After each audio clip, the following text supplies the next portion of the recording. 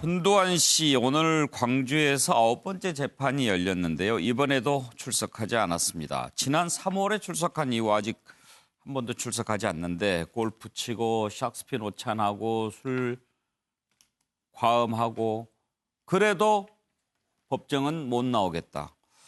이번에는 이유가 뭔가 했더니 전두환 씨 변호인 측이요. 검찰이 불출석을 제안했다고 주장했습니다. 이거는 무슨 얘기일까요? 매우 궁금한데요. 한번 관련된 영상 보시고 짚어보겠습니다.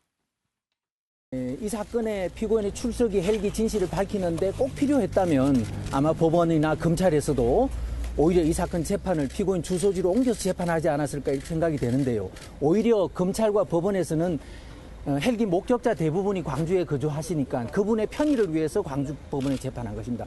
그 대신에 피고인은 출석 없이 재판할 수 있도록 그렇게 조치하신 겁니다. 그래서 오해가 없으셨으면 합니다. 그리고 나중에 이 증거조사가 다 끝나면 판결 선고할 때는 피고인이 또 출석을 해야 됩니다. 꼭 지금 절차가 법에 위반되는 그런 절차는 없습니다. 손짓을 봐서라도 무릎을 꿇으라가죠. 그냥 손짓을 봐서라도 갔다 올게요. 난간을 붙잡고 오는 게 몸이 불편해서가 아니라 이분이 지금 취해 있었습니다. 그러니까 90 가까이 된 나이에 2시간 동안 점심을 하면서 술을 그렇게 먹는다. 이거는 신체상으로 봤을 때 동년배보다 한 최소한 10년 이상은 훨씬 더 건강한 신체 나이를 유지하고 있는 것이 저는 좀 2번에 걸쳐서 제 눈으로 확인을 했습니다. 이 법에도 감정이라는 게 있지 않습니까? 법 감정이라는 게 있고 또 국민들의 어떤 분노 이런 것들을 고려했을 때 그리고 가장 핵심적으로는 전두환 씨는 벌써 여러 번 재판부를 기망한 것입니다.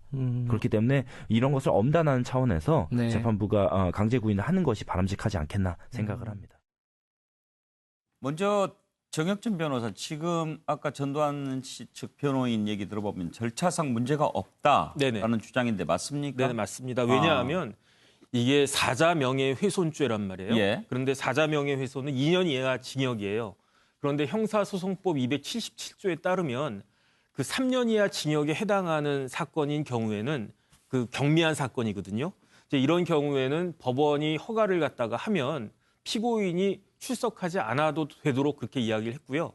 그다음에 사실 불출석 허가 신청이 있었고 여기에 대해서 담당 재판부가 허가를 갖다가 한 사실이 있습니다. 그러니까 그 변호인 말은 맞는 말이고 그다음에 이 사건이 3월 11일 날 전두환 전 대통령이 출석을 했어요. 근데 이것도 법에 따르면은 이렇게 불출석 허가 신청이 있고 허가가 있다고 하더라도 인정신문, 다시 말해서 당신이 전두환이냐 이렇게 물어보는 그런 인정신문하고 판결 선고할 때는 반드시 나와야 된다 이렇게 되어 있으니까 변호인 입장에서 우리는 허가를 받았고 그렇기 때문에 인정신문과 나중에 그 선고할 때만 나가면 된다. 그러니까 우리가 특별히 잘못한 건 없다. 이런 이야기인 거죠. 그런데 노영 변호사, 검찰이 제의했다, 제안했다라고 하는데 그건 좀 이해가 쉽게 안 되는데요. 사실 저는 검찰이 제안했는지 정확히는 모르겠습니다만 만약에 제안을 했다 그런다면 전두환 씨가 출석했을 때 미칠 파장을 고려했지 않았을까.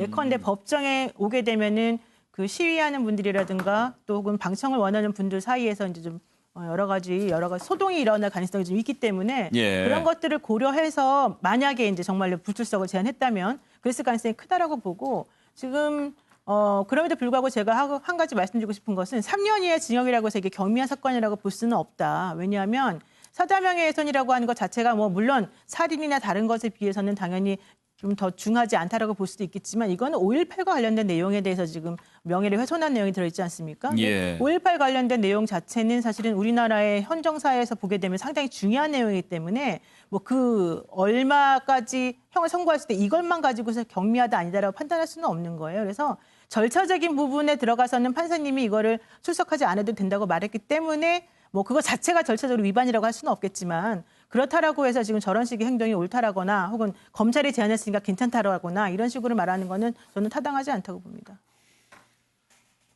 사건이 경미해서 불출석한다라고 했지만 사실 그동안에는 여러 가지 핑계를 내세우지 않았습니까? 감기 걸렸다, 알츠하이머다 뭐 이런저런 얘기했는데 3월 달에 광주에 법정 출두할 때는 좀 이상한 표정도 짓고 그랬지만 나중에 보니까 또 썽썽하고 그랬죠. 그간의 모습들 한번 보실까요?